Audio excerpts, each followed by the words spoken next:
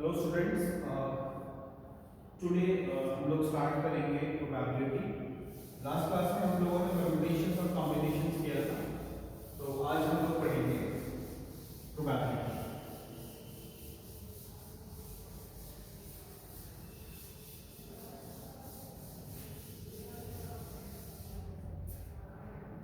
Okay, so let's start with the topic probability.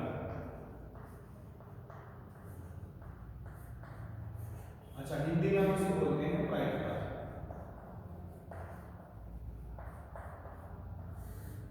ठीक है, तो बेसिकली ये मैथमेटिक्स है, मैथमेटिक्स ऑफ चांसेस या साइंस ऑफ चांसेस हम कह सकते हैं, कि जिसको हम लोग ये कहते हैं कि एक आदमी है जो किसी फोन का लॉक खोलना चाहता है और वो डिफरेंट तरीके से लॉक खोलने की कोशिश करता है, तो कितनी पॉसिबिलिटी है, कितनी प्रोबेबिलिटी है कि लॉक खुल जाएगा।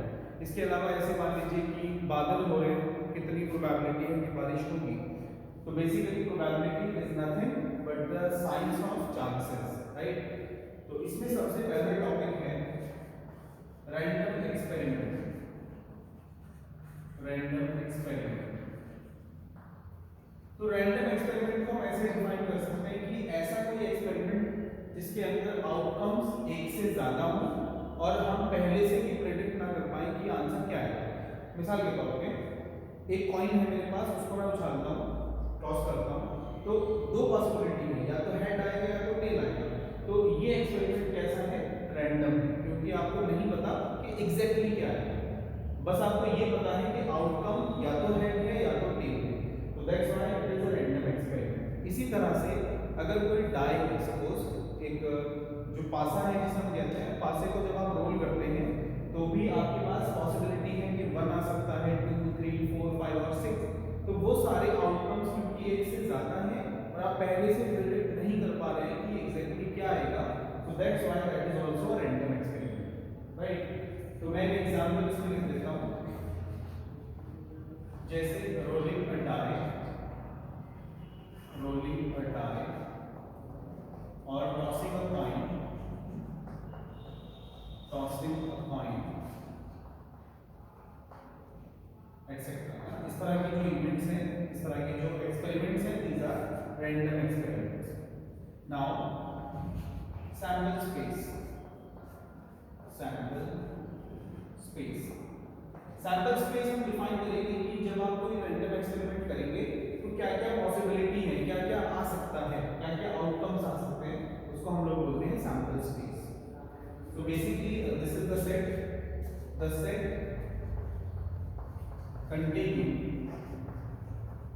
the set containing all possible outcomes, all possible outcomes of a random experiment, of a random experiment is called this sample space। जैसे for example a coin is tossed twice। अगर एक coin को दो बार हम लोग toss करते हैं तो उसमें क्या क्या पॉसिबिलिटीज हैं। तो the sample space will be HH, HT, TH and TT। यानी एक कॉइन को अगर दो बार उछाला जाता है तो पॉसिबिलिटी है कि दोनों बार हेड आ जाए, पहली बार हेड दूसरी बार टेल, या पहली बार टेल दूसरी बार हेड, या दोनों बार टेल आ जाए। तो ये कहलाएगा सैंपल स्पेस। इसी प्रकार मैंने कहा कि if a coin is tossed 3 times, if a coin is tossed 3 times, तो तभी सैंपल स्पेस क्या आएगा? तो 3 टाइम्स में सैंपल स्पेस बनेगा head head head, head head tail, head tail head, tail head head, tail tail tail, tail tail head, tail head tail और head tail tail. तो ये पॉसिबल आउटकम्स बन सकते हैं। तो ये है सैंपल स्पेस। अच्छा, ये जो सैंपल स्पेस में हमने एलिमेंट्स लिखे हैं ना, उसको बोलते हैं सैंपल पॉइंट्स।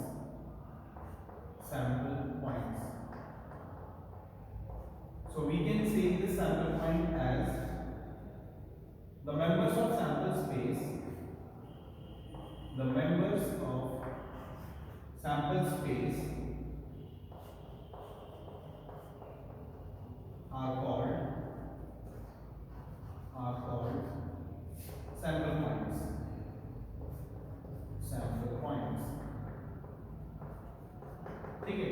तो सैंपल स्पेस के जो पॉइंट्स हैं, जो मेंबर्स हैं, उनको हम सैंपल पॉइंट्स कहते हैं। जैसे यहाँ पर एच एच एच ये सैंपल पॉइंट है। फॉर एग्जांपल अगर हम ये मान लीजिए कि if a die is rolled, if a die is rolled, then इसका सैंपल स्पेस देखिए क्या बनेगा। सैंपल स्पेस बनेगा 1 2 3 4 5 एंड 6, राइट। तो ये जो 1 2 3 4 5 6 हमने लिखा है, ये क्या है इसके sample points. So these are the sample points, sample points. Okay, इसके बाद आते हैं हम लोग इवेंट पे। इवेंट, अब देखो इवेंट क्या होता है इसको समझो। जब हमने कोई रैंडम एक्सपेरिमेंट किया तो हम ये देख रहे हैं कि उसके पास क्या क्या पॉसिबिलिटी है आने की, तो उसको हमने बोला सैंपल स्पेस। अब अगर सैंपल स्पेस में से मैं कुछ स्पेसिफिक एलिमेंट्स उठा दूं तो उनको हम बोलते हैं event. So we can say any subset of sample space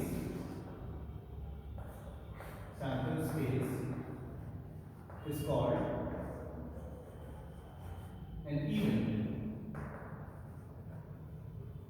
तो सैंपल स्पेस से आप कुछ स्पेसिफिक एलिमेंट्स उठा लीजिए और उनको हम बोल देंगे इवेंट। फॉर एग्जांपल मैंने कहा कि if a die is rolled,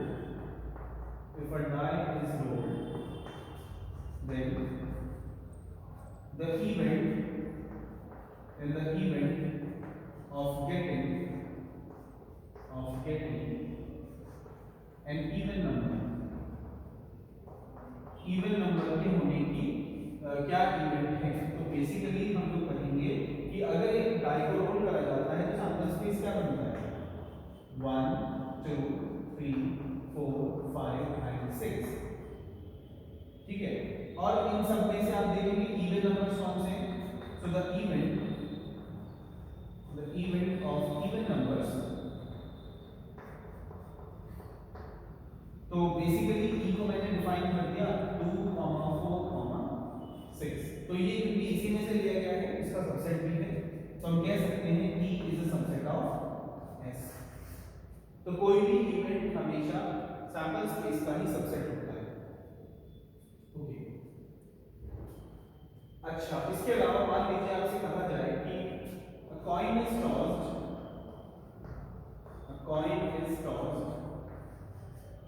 and a die is thrown, if head appears and a coin is tossed again,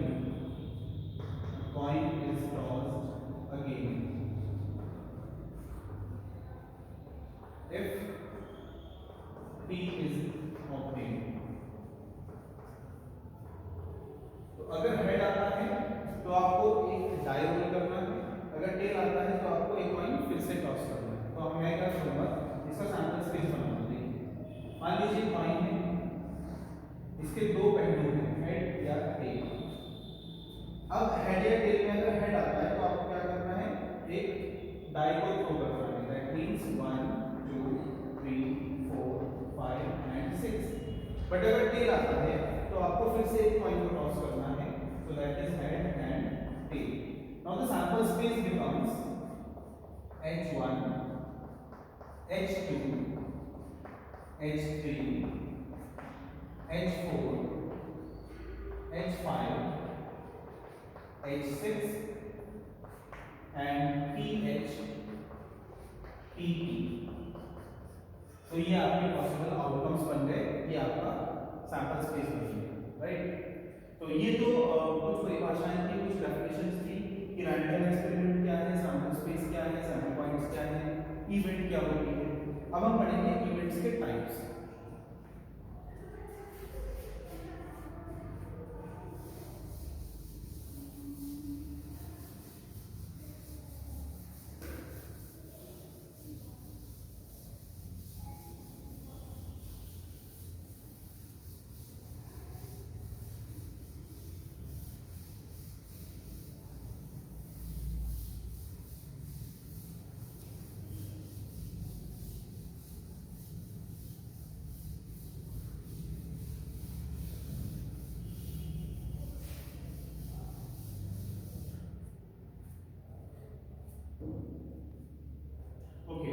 now types of events.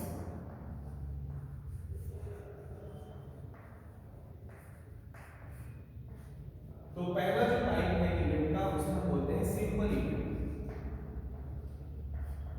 Simple event जैसे कि नाम से ही पता चल रहा है, सिंपल का मतलब आसान इवेंट। तो सिंपल इवेंट वो होती है जिसमें सिर्फ एक सैंपल पॉइंट होता है। तो ऐसा कोई इवेंट मान लीजिए जिसमें सिर्फ एक एलिमेंट हो, एक मेंबर हो, उसको बोलते हैं simple event. So an event which contains only one member। ठीक है, जैसे फॉर एग्जाम्पल मैंने सैंपल स्पेस लिया S इज इक्वल टू 1 2 3 4 5 और मैंने कहा कि एक इवेंट है जो है कि सेट ऑफ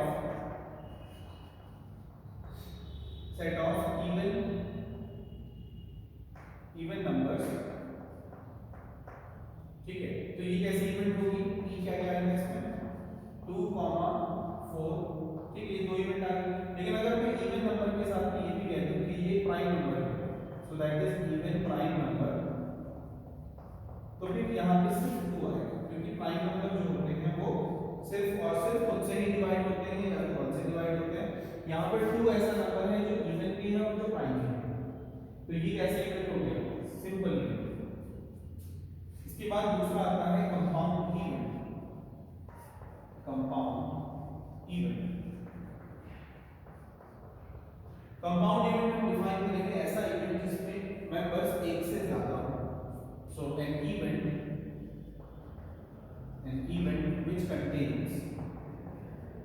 which contains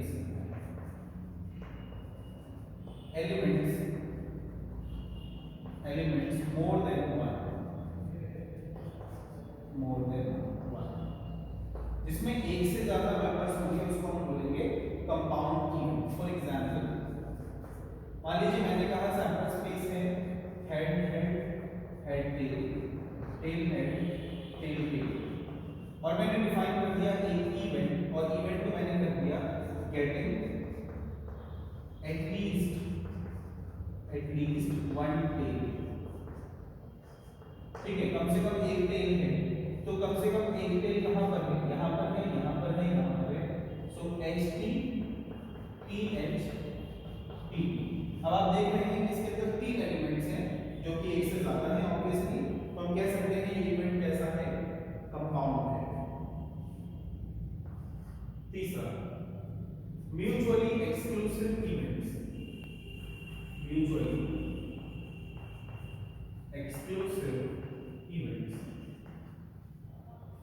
तो that is most important actually, mutually exclusive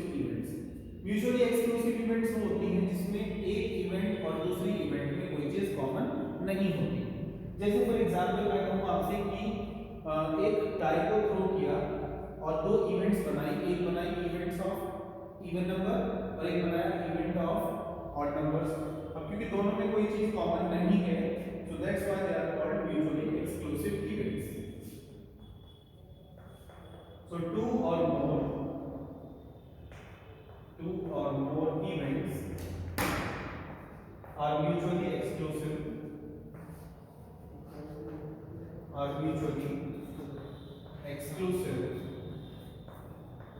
if there is no common member between them। तो ऐसी कोई इवेंट्स मान लीजिए जिसमें कोई चीज कॉमन नहीं होगी, वो कहलाएंगी mutually exclusive events. For example मैंने कहा एक इवेंट है ए जो है 2, 4, 6 और एक इवेंट है बी जो है 1, 3 और 5।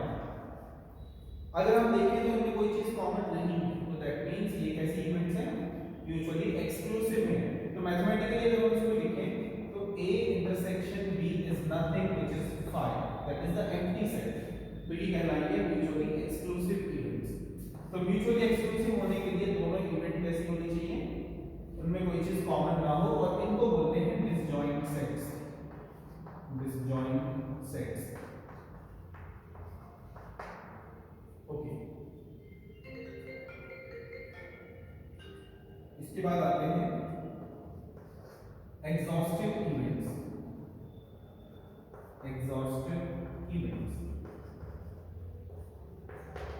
एग्जॉस्टिव इवेंट्स हम उनको बोलेंगे कि अगर आप किसी सैंपल स्पेस को स्प्लिट करें अमंग द डिफरेंट इवेंट्स और अगर हम उन सारी इवेंट्स को मर्ज करें तो हमारा पूरा सैंपल स्पेस बन जाए, उसको बोलते हैं एग्जॉस्टिव इवेंट्स। तो फॉर एग्जांपल मैं एक एग्जांपल लेता हूं, एस मैंने मान लिया 1 2 3 एंड 4 सपोज, और मैंने दो इवेंट्स डिफाइन करी, डिफाइन इवेंट्स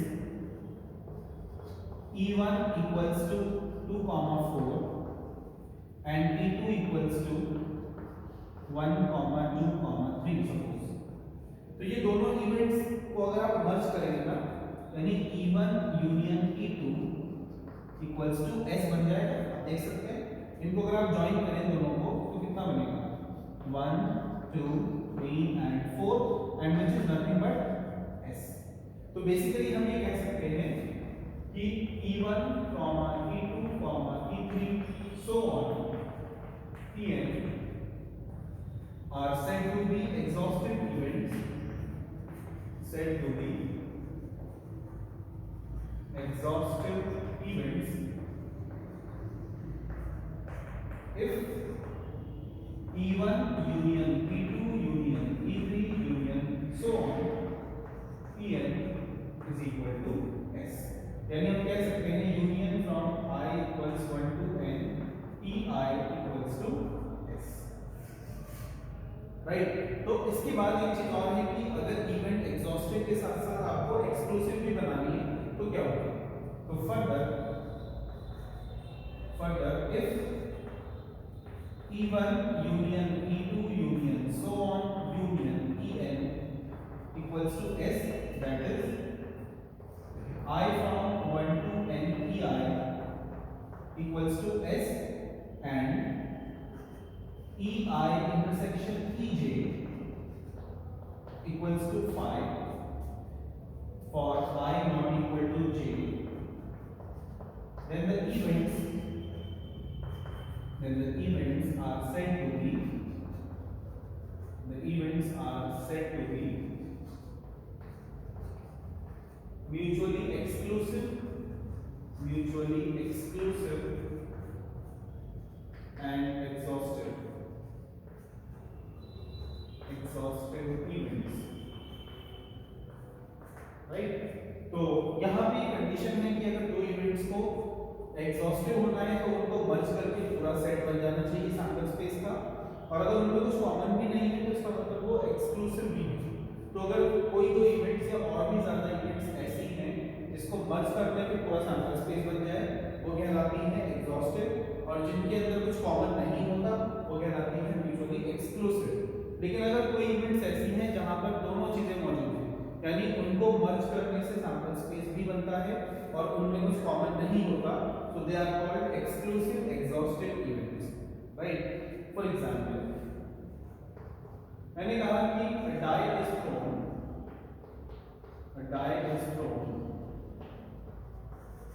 and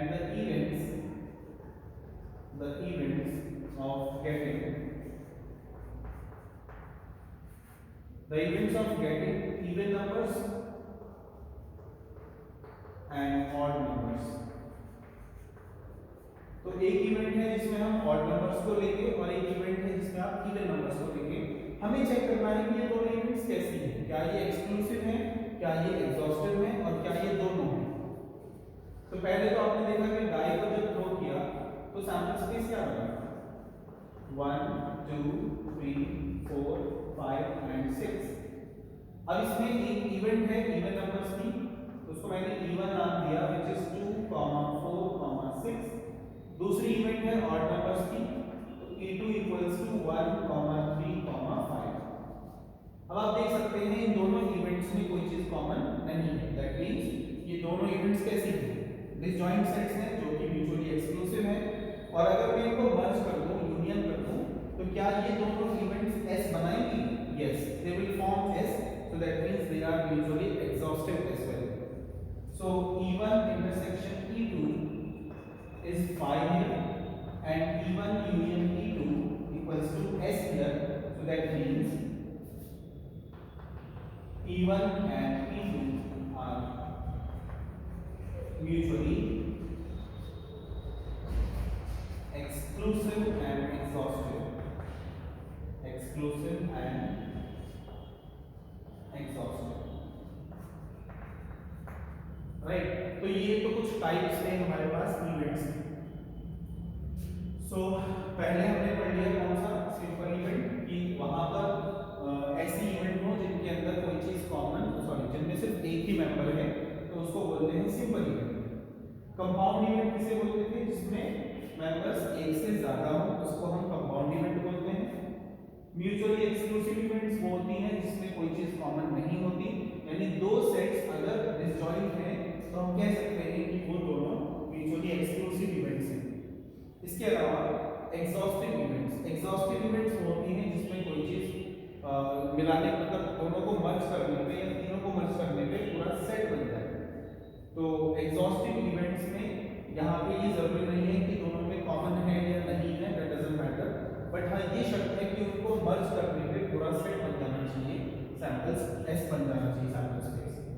हाँ, अगर ये कहें कि इसके बाद में हम लोग ये कहें कि कोई चीज कॉमन भी नहीं है, सेट तो बन रहा है पूरा एस, लेकिन कोई चीज कॉमन भी नहीं है इन्हीं दो पे, तो अब हम ये कहेंगे कि वो इवेंट एक्सक्लूसिव के साथ साथ एग्जॉस्टिव भी है, या दोनों मिक्स होके हम उसको डिफाइन कर सकते हैं। राइट, तो ये थे कुछ टाइप्स इवेंट्स के। अब हम लोग डिफाइन करेंगे प्रोबेबिलिटी क्या होती है।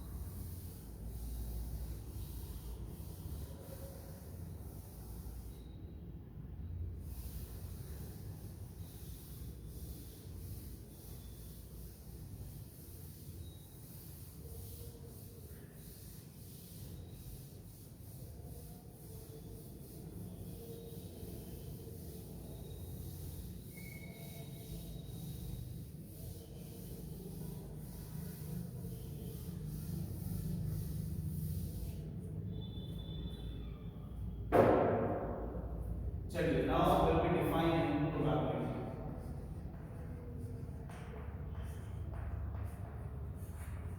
तो जैसे कि आप लोग बचपन से आपने पढ़ा होगा, प्रोबेबिलिटी का जो एक फॉर्मूला होता है, this is the number of possible outcomes और the favourable outcomes divided by the number of total outcomes. यहाँ पे हम थोड़ा सा इसको मैथमेटिकली डिफाइन करेंगे। So let S be the sample space,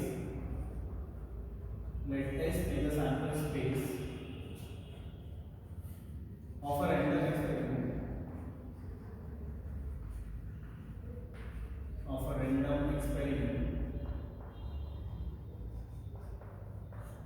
and let E be an event associated with this experiment,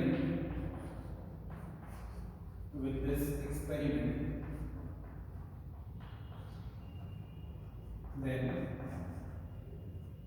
probability is a function, probability PE is a function whose domain is the power set,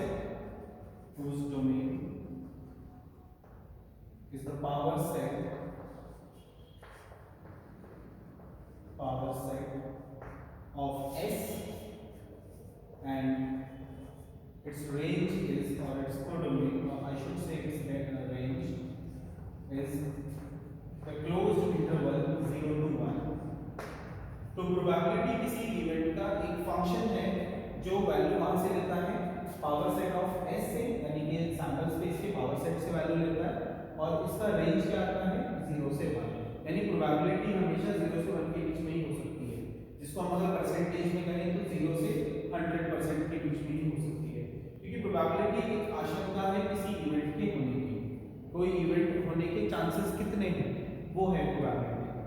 तो इसको mathematically हम ऐसे लिख सकते हैं that probability of E is a function from power set of S to the closed interval 0 to 1. So we can say that take any E from PS, then probability of E, say this is probability, इस power set को मैं थोड़ा सा अलग नाम दे देता हूँ, say this is like this, so that we can differentiate between power set and the probability. तो ये power set है और ये हमारा probability है। तो probability of E is equal to number of possible outcomes in E upon number of total outcomes S. तो किसी भी इवेंट का जो प्रोबेबिलिटी है that is the number of outcomes in the event जो आप बात कर रहे हैं divided by number of total outcomes in that event. For example, जैसे आपसे कहा जाए कि if a coin is tossed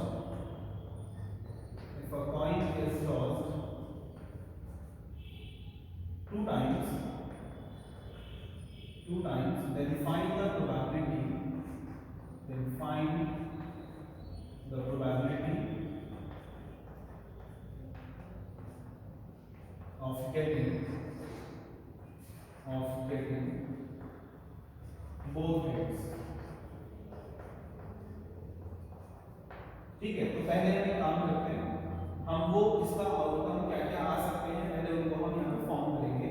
तो सैंपल स्पेस क्या बनेगा, एक कॉइन को अगर आप दो बार टॉस करते हैं तो क्या क्या पॉसिबिलिटी है, HH, HT, TH and TT, और हमारा जो इवेंट है वो क्या है कि गेटिंग बोथ हेड्स, दोनों हेड्स आए, तो वो जो इवेंट है ई वो क्या है HH, right.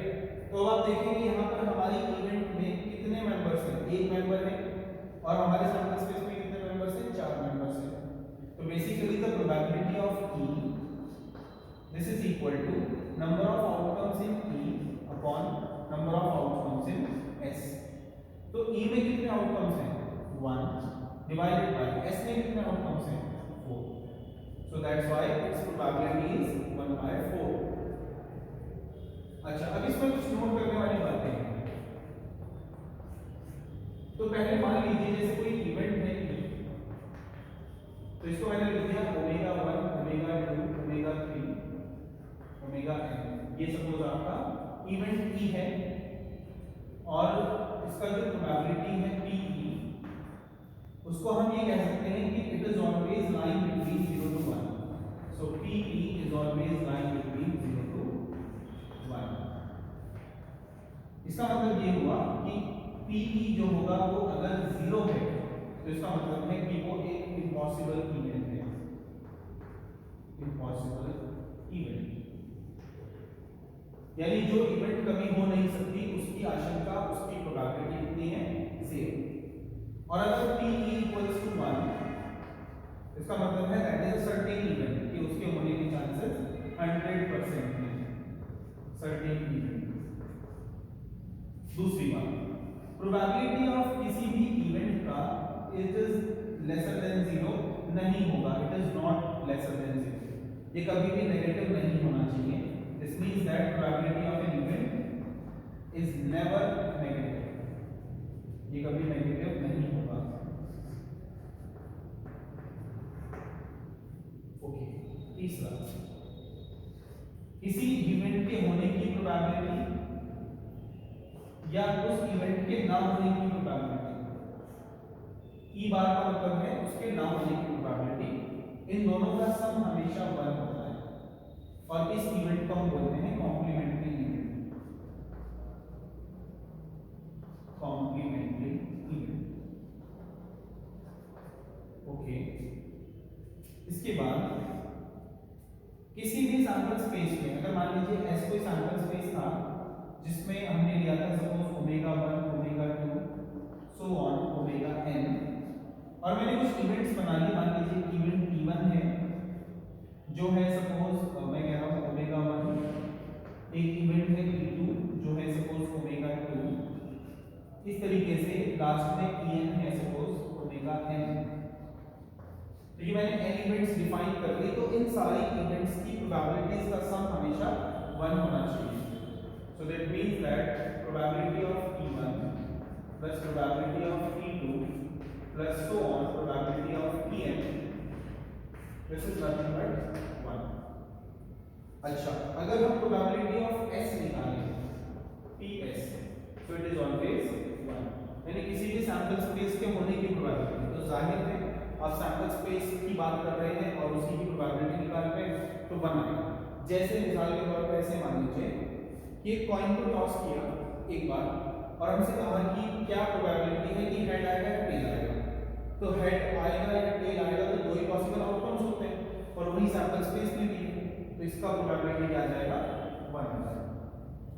Okay,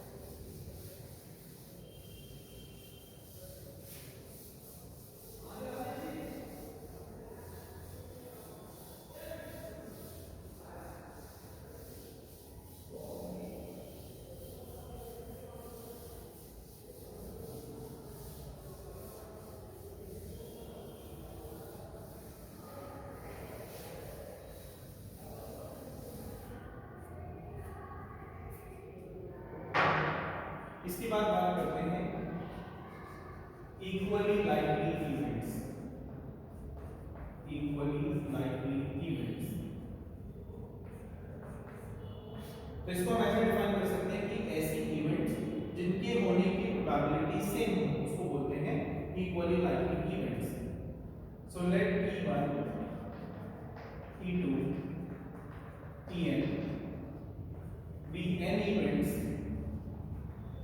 and events associated with a random experiment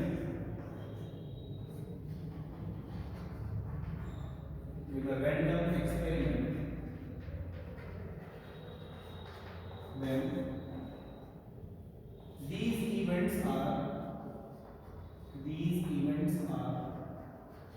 said to be equally likely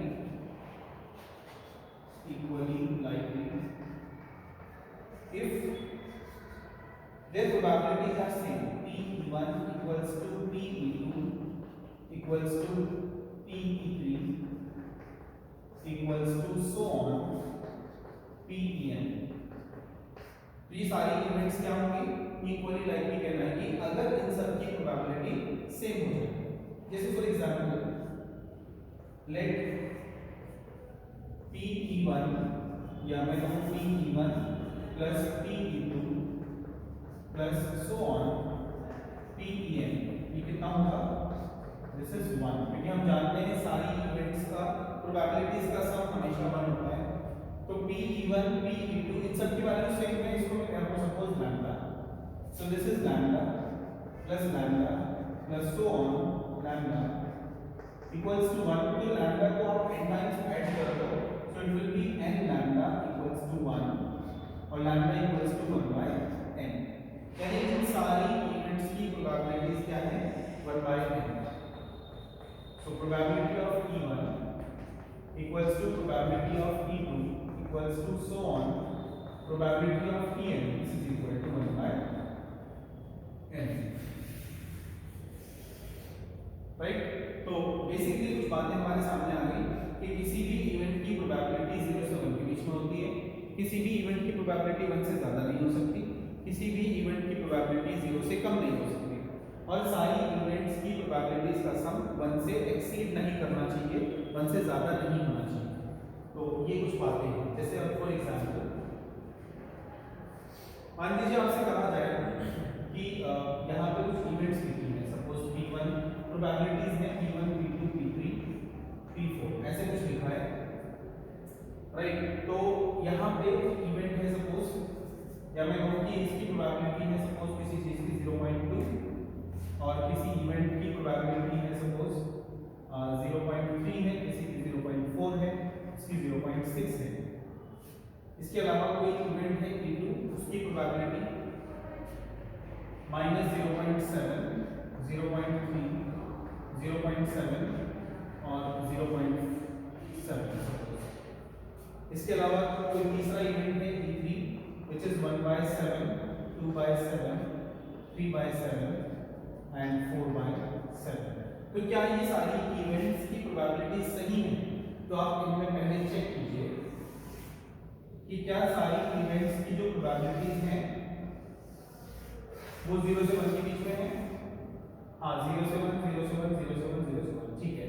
दूसरी क्या कंडीशन होती है कि जो प्रोबेबिलिटीज हैं उन सब का सम 1 होना चाहिए। तो अगर मैं इनको मिला दूं सपोज तो 0.2, 0.3, 0.4, 0.6, तो 2 और 3 5 और 4 9 6 15, तो ये तो 1.5 आ गया। तो इसका मतलब ये पॉसिबल नहीं है। इसमें देखिए -0.7, 0.3, 0.7, 0.7, तो पहली बात ये नेगेटिव आ गया, इसका मतलब ये पॉसिबल नहीं है, ये सेट ऑफ इवेंट्स पॉसिबल नहीं है। ये 1/7, 2/7, 3/7, 4/7, इन सब का सम 1 2 3 3 3 6 4 10, ये तो 10 हो गया। 10/7 जो कि 1 से बड़ा है, तो ये भी पॉसिबल नहीं है। तो कई बार ऐसे सवाल आ जाते हैं। ऐसे ही हम परसेंटेज में भी निकाल सकते हैं। So the probability of an event, the probability of an event, the probability of an event can be represented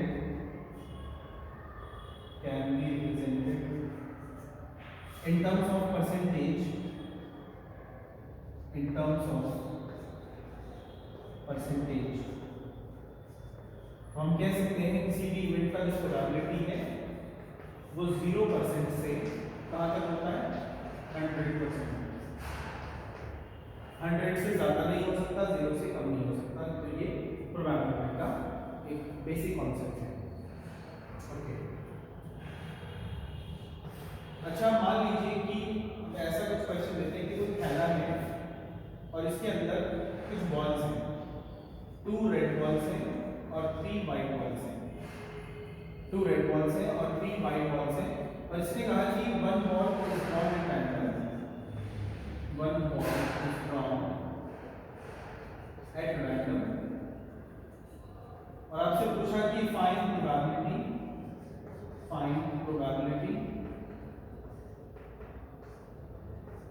of getting red ball. ठीक है, तो एक रेड बॉल होने की क्या प्रोबेबिलिटी है? तो basically probability of red ball is nothing but number of outcomes in the event, which is number of red balls upon number of total। तो रेड बॉल्स यहाँ पे कितनी है?